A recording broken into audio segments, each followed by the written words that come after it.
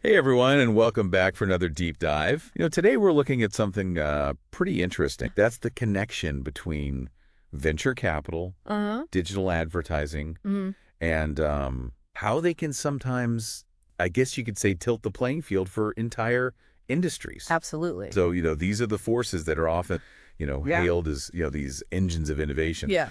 But we're going to look at some of the maybe not so great effects, and how they play into competition and market fairness. Definitely. And a good example of this is actually two companies that you might have even heard of, Oh, okay. Clutter and MakeSpace. Right. They were big in the self-storage industry. Yeah, they really shook things up. Yeah, they had a tech-driven approach, Yeah. but there's a lot more to that story than I think a lot of people realize. Yeah, before they merged in 2022, they Yeah. raised almost $250 million Wow. in venture capital funding. Combined. Yeah, combined total. And then they became this self-storage empire, Wow. covering like 6,500 towns, Wow. almost $200 million in annual revenue. That's a lot of storage units. That's a lot of stuff. Yeah, but what I think is really fascinating is how they got there. Right. Clutter and MakeSpace were both spending a ton of that VC money on digital advertising, Especially on Google Ads. especially Google Ads. And we're talking about a Mm. time when VCs were all about disrupting traditional industries. Uh-huh. Self-storage seemed like a prime target. Yeah. Clutter raised $64 million Wow. in their Series C funding round. Yeah. June 2017, MakeSpace raised $30 million just a few months before that. It's interesting. And it makes you wonder, was Yeah. this really about innovation or was this kind of like a strategic power play? I think it was a bit of both. Okay, Yeah. The VC money definitely fueled their growth, but it also created this advertising arms race right, that smaller local storage businesses just couldn't compete with. right. So like imagine you're a small business owner. Yeah. Maybe you've been running your storage facility for years Right. and suddenly you're competing with these giants. Yeah, these VC-backed giants Yeah. spending millions on ads. It's like David and Goliath, but I feel like Goliath has the upper hand these days. Goliath has the slingshot in this That's right, situation. basically. Yeah. And it's not just about individual businesses, right? No, it's not. It's about the market as a whole. Yeah.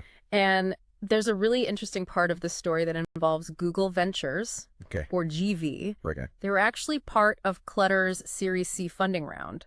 Interesting. Now, GV operates independently of Google, Right. but you can't ignore the fact that that investment indirectly benefited Google's core advertising business. So essentially, Yeah, Clutter gets all this money. right. They spend a ton of it on Google Ads, Yep. and then Google makes more money. It's a loop. It's a feedback loop. Yeah, it's a fascinating one.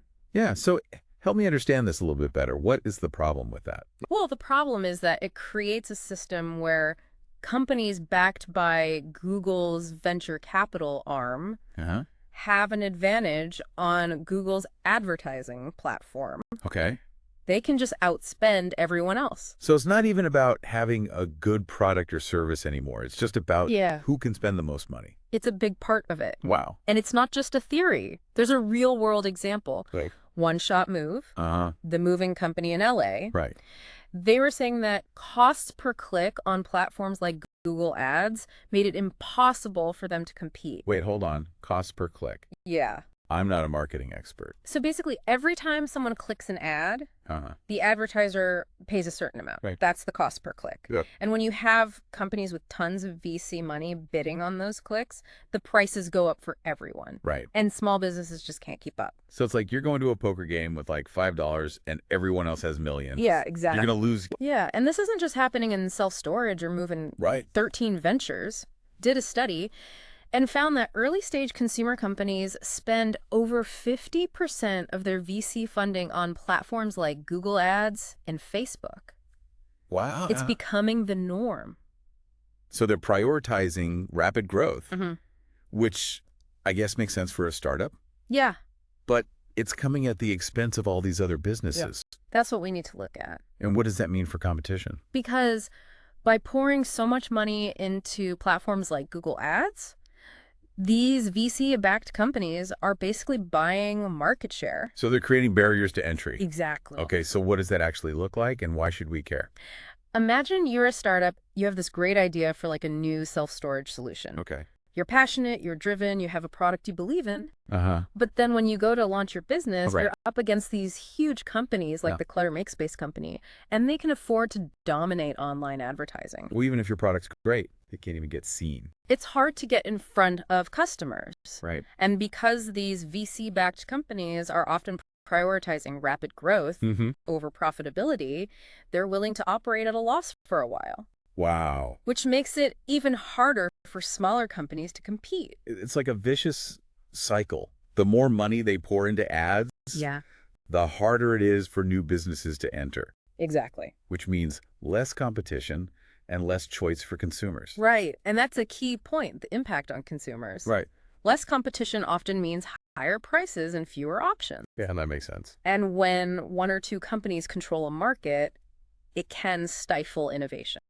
Yeah, I never really thought about it that way. It's like, why bother coming up with something new and different if Right. you know you can't market it? Right. You can't afford to. Yeah. And then you were talking earlier about all this data Yes. that these companies are collecting on us. It can be a little creepy. Yeah, it is a little creepy, like Yeah. knowing how much they know. Yeah, but it's valuable. Okay, but how does that tie into this whole market dominance conversation? That data is gold for advertising. Okay. Google can use it to target very specific people Right. and show them ads that they think they'll be interested in. So, like, Clutter and MakeSpace with all their money Yes.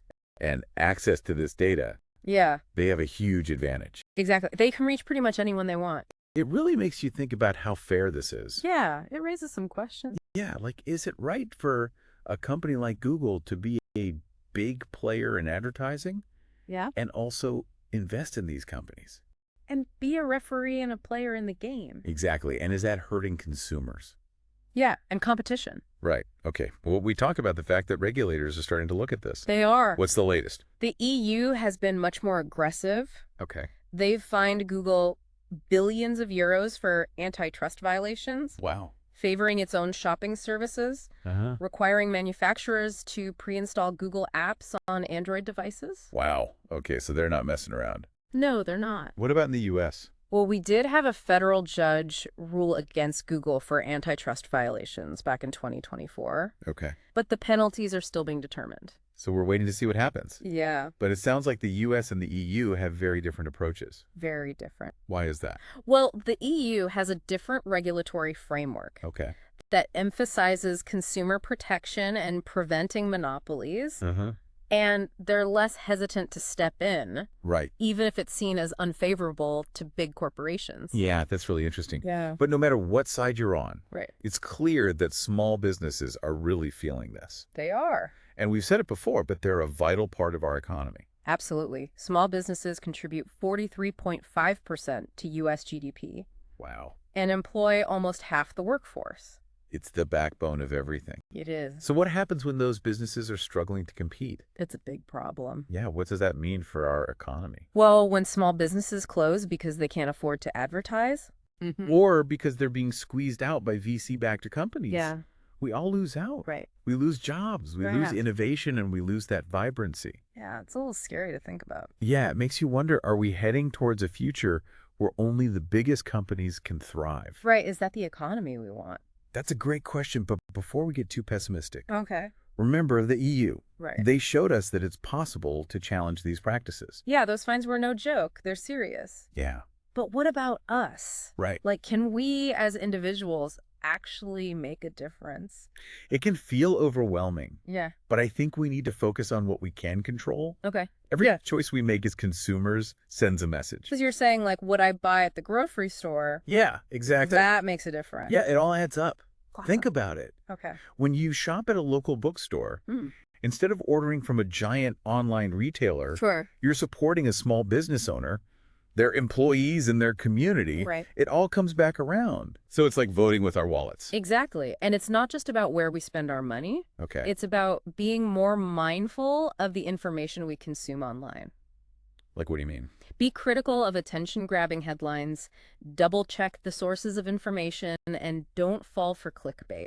So basically, don't believe everything you read on the internet. Pretty much. Yeah, good advice. And when we share information online, let's make sure it's accurate and from reliable sources. That's a good point. We should all probably double check before we hit that share button. Definitely. So it's about being more thoughtful about how we consume and share information. Right. And don't underestimate the power of your voice. What do you mean? Talk to your elected officials. Tell them you care about these issues. Speak out on social media, raise awareness. Okay. Support organizations that are working for a more equitable system. So it's not just about me making changes on my own, It's bigger than that. but it's about working together. Exactly. Real change often comes from a combination of individual choices and collective action. Right. It's about creating a movement, a wave of support for a better system. This has been a really insightful deep dive. I feel like I've learned a lot about how these things are connected. I'm glad to hear that. It's not just about businesses, it's about our communities and our lives as consumers. Exactly. And knowledge is power. The more we understand these issues, the better we can advocate for a better future. And that's what we're all about here on the deep dive. That's right. We're not just here to present information, but to help our listeners be informed, engaged, and ready to make a difference. So keep asking questions, keep challenging assumptions, and keep pushing for change. We're all in this together. Thank you for joining us on this deep dive into venture capital, digital advertising, and the fight for a fairer economic future. It's been a pleasure. Until next time, stay curious, stay engaged, and keep diving deep.